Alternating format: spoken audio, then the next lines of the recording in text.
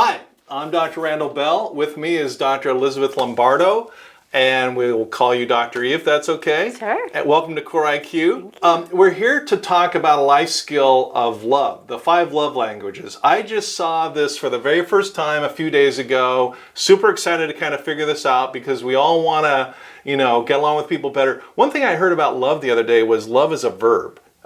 Maybe you could talk about that, but let's get right into it. All right, let's talk about this. So think about the language in which you speak. Okay. English. Right. Correct? Now, if someone said something, do you speak Russian? No. Okay, good. So if someone said something to you in Russian, would you understand them? I've been to Russia, and the answer is very definitely no. Absolutely not. Okay. So the thing about this concept of love language is there are 5 different love languages, and each person speaks in their own language. Okay. They may be speaking love to you, but if it's not your love language, it'd be like me speaking Russian to you and you having no idea what I'm saying. Okay. So let's look at what these 5 love languages are, and then we can talk about why they're so vitally important. That's awesome. Okay, let's do it. Okay, so we'll start with acts of service.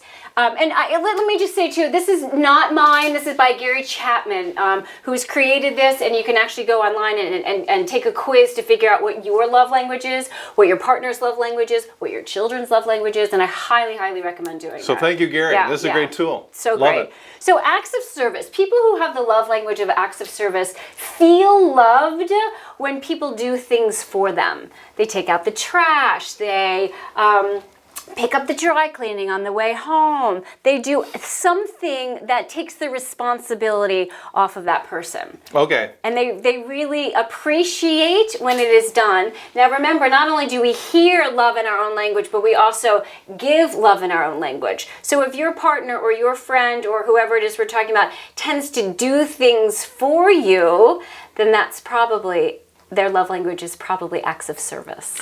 Okay, that sounds a lot like my wife. I mean, she's always doing the dishes, Yes. she's doing the laundry, Yes. she's making the bed. Yes. That's this category. Yes. And here's the thing, when you have someone in your life, when you realize that acts of service is their love language, do something for them. Do something for them, especially without being asked, that you know would be helpful. Okay. Okay? And when you are in an argument with someone like this, they will let you know exactly what they want you to do. Make sure after the argument is over, you do what they asked you to do. Not once. Okay. Not like you take out the trash once and I'm done, because Yeah. the trash has to go out every week. Okay. Yeah. Good point. Okay. It's funny because we do argue, but the nice thing is it's over in about 30 seconds. Yeah, good. That's a good thing. That's so good. Okay, so let's talk about this one, physical touch. So physical touch is we're not talking about sex here. We're just talking about rubbing someone's arm or back, holding hands, being in physical contact. So people who have the love language of physical touch just like to be touched. They like to cuddle. They like to be close to the person. Okay. Yep. I get that. Yeah, and so one of the things that you want to avoid is not touching your partner. Okay, because that feels like what you're saying. If that were my love language and my partner wasn't touching me, it would feel like what they're saying is, I don't love you. Okay. That's not what the person is saying, but that's what is being heard. Okay. So it's important when we identify our partner's love language or whoever we're talking about, that we make sure that we speak in their language. Totally get that. Okay. We got 2 down. Let's talk about Quality time. Quality time. Quality time is I just want to hang with you. Right. I want to spend time. Put down the remote. Put down your phone. Put down the fork. Okay. One-on-one, look in their eyes and spend quality time with them. Okay. So let's back up for a second. So you're basically saying, or Gary's basically saying, the developer of this, that different people have different focuses. Do I have that right? Yes, exactly. Okay. So they express love in their own language. So I'll give an example. Okay. I'm acts of service. So I'm constantly doing things for my family. Okay. Whether it's, picking them up from their after school activities or folding laundry or whatever it is. Right. When someone folds the laundry without me asking, it almost makes me cry because I feel so loved. Oh, really? Yes.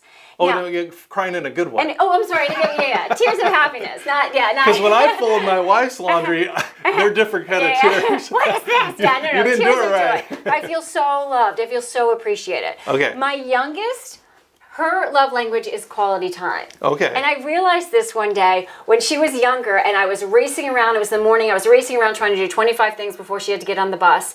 And she said, "Mom," and she patted the table and she said, "Just come sit with me." Okay. And I was like, I'm communicating yeah. love to her by doing stuff, but all she wants me to do is sit next to her while she's eating her cereal. Okay, now wait a minute, Dr. E. You're like, I see you on TV all over the place. I was on Good Morning America the other day. There you were, you're all over the place. But you need this stuff too. Absolutely, we all need this stuff. Okay. For sure, yeah. Okay, so you made me think, because, like with the touching, I have a son.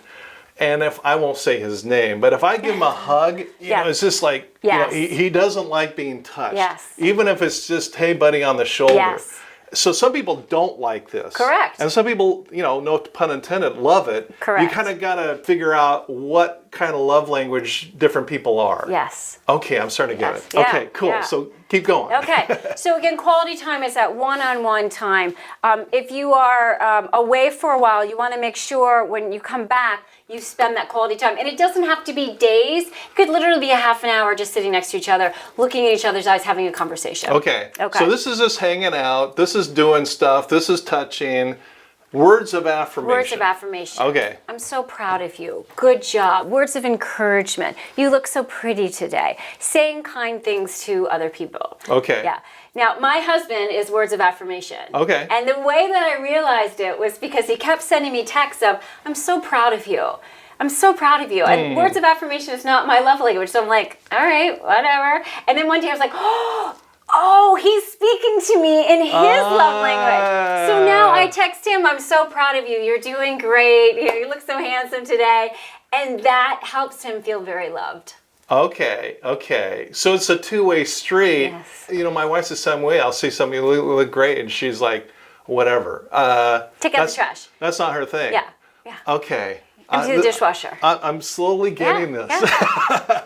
Okay, the last one is gifts. I got that. Yes. So giving your partner, your friend something, it doesn't have to be huge. We're not talking about, taking out the mortgage in order to keep giving gifts. Something even small, especially on special days, birthday, anniversary. Someone who has a gift love language, if you forget to do something for them on the birthday or anniversary, you are in a lot of trouble. Okay. And when people don't have gift as a love language, they're like, not a big deal. But Yeah.